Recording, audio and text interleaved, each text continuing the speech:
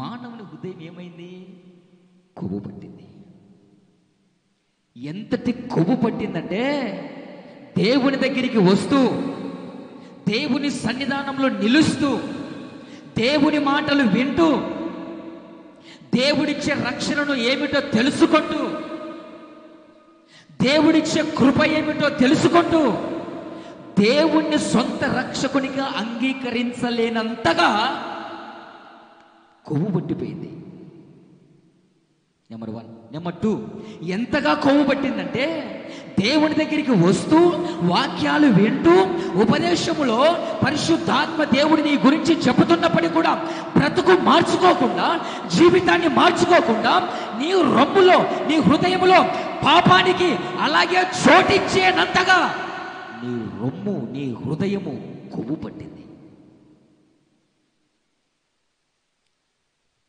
Number 2, ఎంతగా కొవ్వు పట్టిందంటే ఎంతగా కొవ్వు పట్టిందంటే దేవుని యొక్క ప్రాణాన్ని, దేవుని యొక్క రక్తాన్ని, దేవుడు చేసిన శిలువ త్యాగాన్ని నిర్లక్ష్యము చేసి అడ్డగొలగా ఇష్టానుసారంగా తిరిగేంతగా నీ హృదయము కొవ్వు పట్టింది. నెంబర్ 3. నెంబర్ 4, ఏ విధంగా కొవ్వు పట్టింది అంటే కండ్లు నెత్తికెక్కి దేవుడంటే భయము భక్తి లేకుండా, ఆదివారం అంటే మందిరాలకు రాకుండా, లెక్కజమ లేకుండా కండ్లు నెత్తికెక్కి దేవుని మీద రంకెలేసేంతగా నీ రొమ్ము, నీ హృదయము కొవ్వు పట్టింది. అశువుడు దేవుని మీద రంకెలేస్తున్నావు కదా, కాళ్ళు దువ్వుతున్నావు కదా, ఎంతగా కొవ్వు పట్టిందంటే ధనముతో, ఆస్తులతో, అంతస్తులతో, పలుకుబడితో నువ్వే దేవునిగా నిన్ను నీవు నిరూపించుకునేంతగా నీ రొమ్ము, నీ హృదయము కొవ్వు పట్టిందిరా నాన్న. ఎన్ని పాయింట్లు చెప్పా? రైట్. ఇప్పుడు కొవ్వు పట్టిన హృదయానికి ఏం కావాలి? ఆపరేషన్ జరగాలనా లేదా? చెప్పండిరా. ఓకేనా? అందుకే ముందుకే సిద్ధమేనా అన్నా.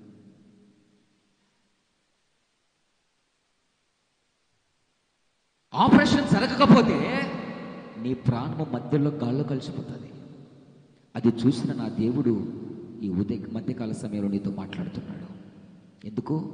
నువ్వు అనేక దినాలు బ్రతకాలి. కొవ్వు పట్టిన హృదయాన్ని నువ్వు నాకు ఇస్తే ఆ కొవ్వును కత్తిరించి పక్కకు తీసి నీకు మంచి హృదయాన్ని ఇస్తా. దేవునికి మహిమ కలుగును గాక. ఆమేన్. ఇందాక 4 పాయింట్లతో మనిషి హృదయము కొవ్వు పట్టిపోయింది. దేవుని మీదకే తిరగబడేంతగా మనిషి హృదయము కొవ్వు పట్టింది. వానికి డబ్బు, పలుకుబడి, అందము, చదువు, ఉద్యోగాలు ఉంటే ఇక నేనే దేవుణ్ణి, అహం అహం అహం ఇది మనుషుల్లోకి వచ్చేసి వాని హృదయం ఏమైపోయింది? కొవ్వు పట్టింది.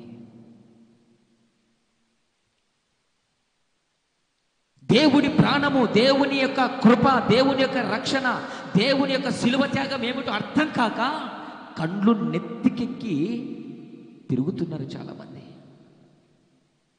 యేసుక్రీస్తు ప్రభువును దేవుడు కాదు, ఈయన ప్రవక్త, ఈయన ఒక మనిషి, తనను తాను దేవుడుగా ఎక్కడన్నా చెప్పుకున్నాడా అని దేవుడి మీద రంకెలేసేంతగా మనిషి హృదయము కొవ్వు పట్టింది. దేవుడు ఉన్నాడా? ఉంటే రమ్మను. మళ్ళా ఇంత తాగుతున్నా, ఇంత తిరుగుతున్నా, ఇంత ఇష్టానుసారంగా ప్రవర్తిస్తున్నా, ఇంట్లో రచ్చరచ్చ చేస్తున్నా, నా ఇష్టం వచ్చినట్టు బతుకుతున్నా, దేవుడు ఉంటే ఏది